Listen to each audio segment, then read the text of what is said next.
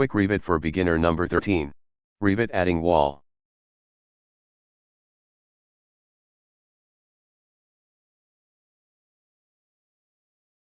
To add a wall in Revit, you can do so by pressing the Wall button in the Architecture tab.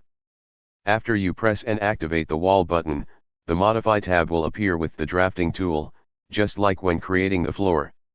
However, before creating a wall, you must first determine the type of wall you will use.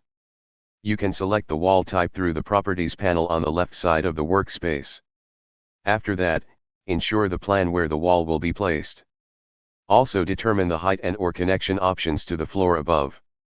The location line option is also important, as this option will determine the location of the wall's baseline. Okay, let's start creating a wall. Previously, we created it with the Box tool. This time, we will create a wall with the Line Drafting tool. Click the starting point of the wall you want to create.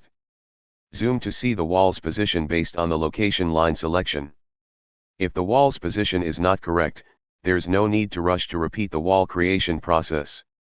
You can reverse the wall's position by pressing the space bar on your keyboard.